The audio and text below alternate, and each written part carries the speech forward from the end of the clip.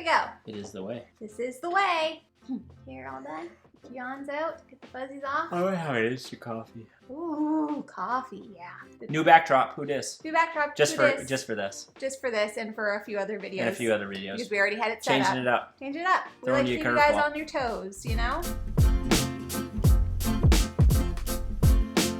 Hello everyone and welcome back to Foster the Meeple, a channel all about Board games. and Board gamey things. Exactly. We are here today to bring you a pumped up Kickstarter preview. Pumped up Kickstarter preview. Pumped up Kickstarter preview. It's a P-U- preview. P-U-K-S.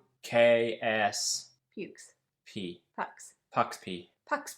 Pucks P. Yeah, pucks like Canadian and P just because. Today's Kickstarter preview is going to be on Antares Kingdom from Sandtime Games.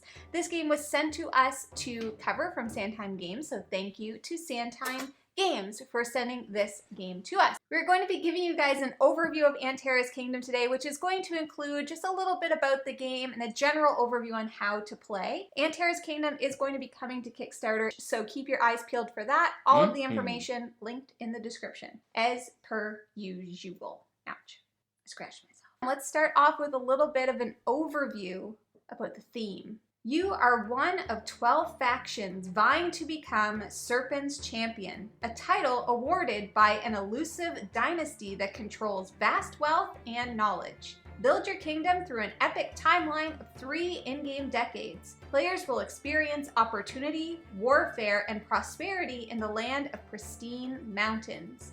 Attain the title of champion in the unique endgame challenge by achieving superiority as many facets of your kingdom as possible. We should mention this is as Sandtime presents it, a pre-release copy of the game, so this will not be the final version that will hit Kickstarter, but it is a very far along prototype. Yes. And just in case you're seeing some components, be mindful of that. They might change. We don't know. They might change. I've got no control over it, basically. Antares Kingdom, as we just read to you, is played over 3 decades.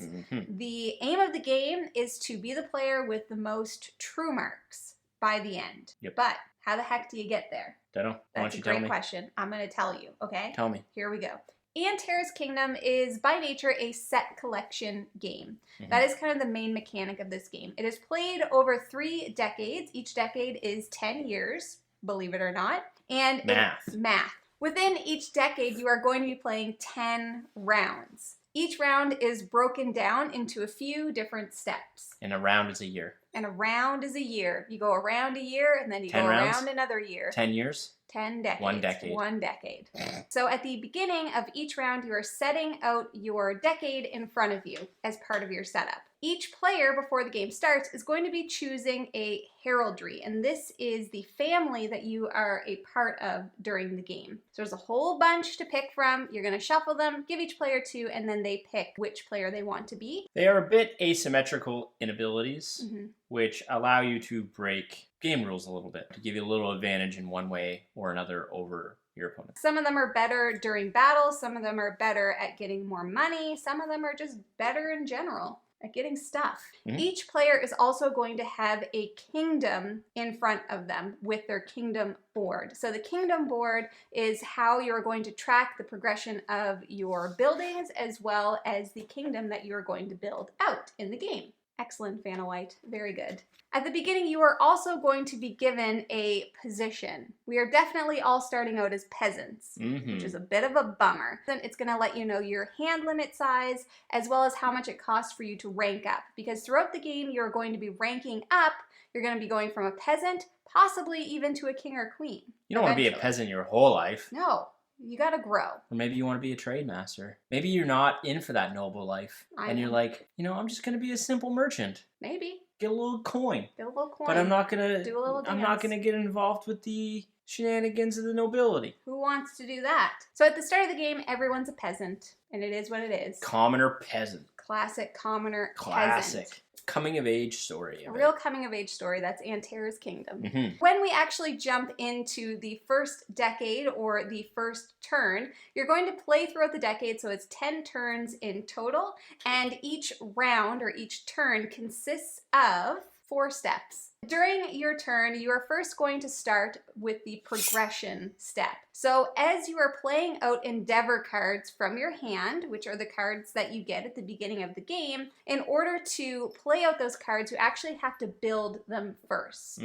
Each card will give you the build time that it has, and you're going to place it into your building slot. So during the progression phase, what you're doing is you're actually progressing the things that you have built. So if something's in the 2 spot during the progression phase, it is going to go down boop, to the 1 spot. And once something's in the 1 spot on the next progression, it is actually completely built into your kingdom and you own it. So thematically, you are just building things to add to your kingdom. Exactly. Towns, gem mines, harvest fields, quarries, armies, fortifications, peasants, etc. More peasants. So think of it, it takes some time to build these things, and then once they're completed, chef's kiss, into your kingdom. Wham, bam, thank you, ma'am. Exactly. Progression is done simultaneously, as is the second step, which is the action. Pooh, you don't need to have a bath right now.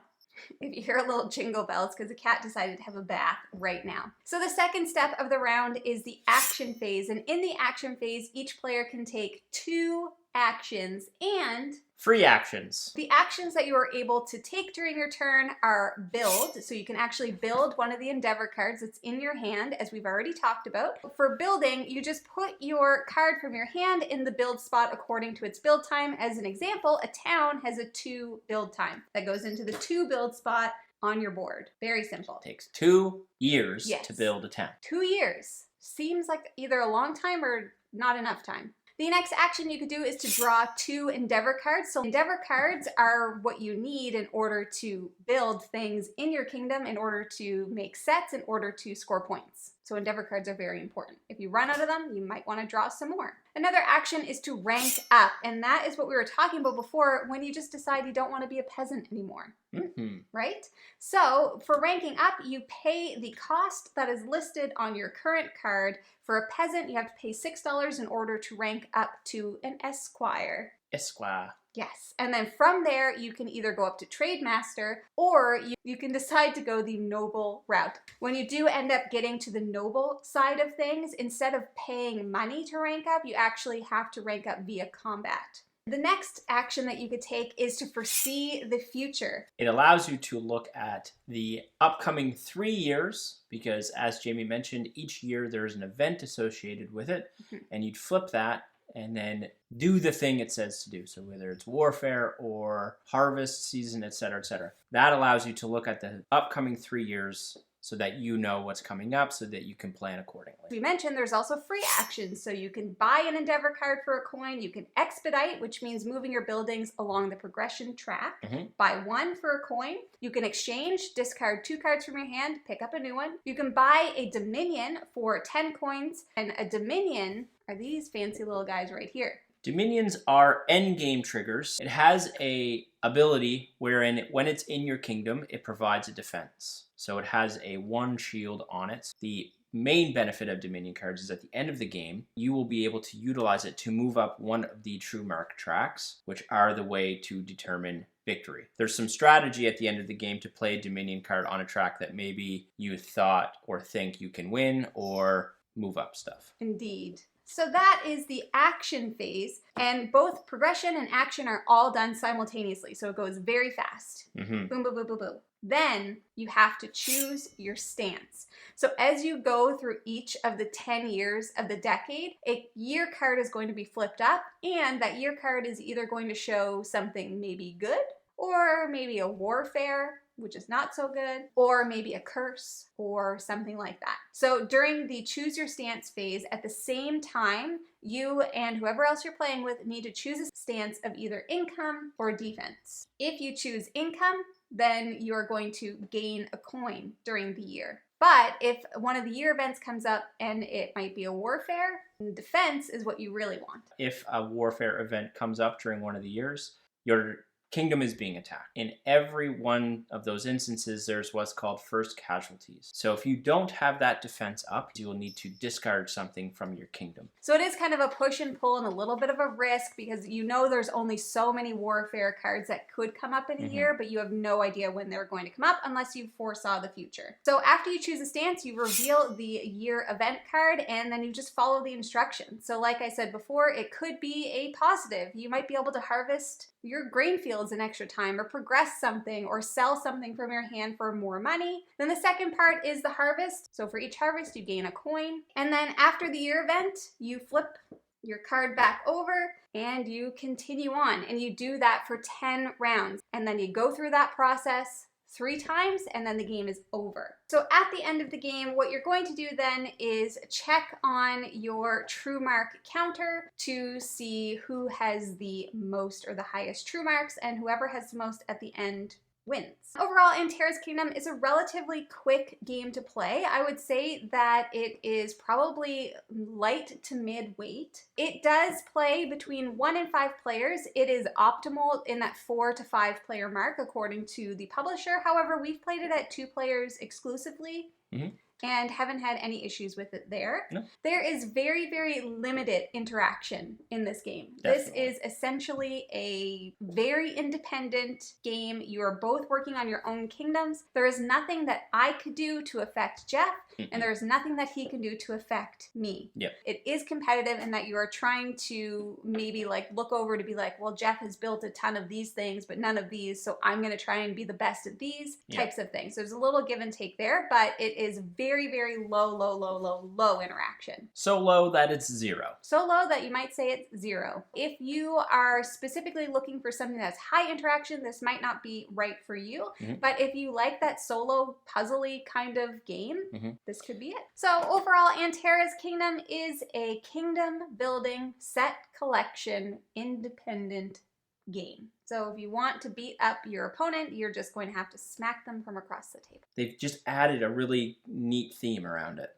Everything falls into place the way that it needs to. So very thematic. You can't harvest your grain field until you have enough grain to harvest. You can't profit from your town until your town has enough shops. You immediately profit from a gem mine because gem mines. And you can't have gem mines if you're not a noble because obviously you ain't rich enough. You're not rich enough, and that's just how she goes. Your armies are protecting you during warfare.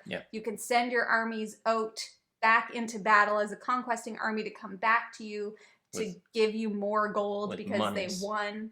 So that is Antares Kingdom from Sandtime Games. If you are interested in learning more about Antares Kingdoms, the next video that we do on Thursday, we are going to do a full playthrough of this game. So if you want to see how the game works from start to finish, you can definitely check out that video as well. If you guys are interested in buying board games, not this one. If you want to buy this one, you got to go through Kickstarter, but other board games, you should first check out your friendly local gaming store. And for us here in Halifax, that is the Boardroom Game Cafe. Heck yeah, it is. Thank you guys so much for watching. If you like what you see, please subscribe. We hope to see you again soon. And now we say goodbye. Goodbye. Goodbye. I didn't do it. What? I was wondering if you noticed. I didn't say later days. Later days. I was going to say the people will feel gypped if you don't. Just read it from the book. Is this the best thing to read? Probably. All I can hear in the background is cats going, did I mess that up? Good. All I can hear is cats eating. I couldn't even get into that one. I didn't know where you were going with it. I was doing a here we go. What else am I trying to say? I don't know the words you're using. They're very weird. It's fine. It'll be fine in editing. Okay. When in doubt, grab my face. Are you laughing because she's having a bath? Phil! Psst. She's getting down and dirty with her bath. Psst. Maybe just have a nap instead. Just go to sleep, hon. That's not going to happen.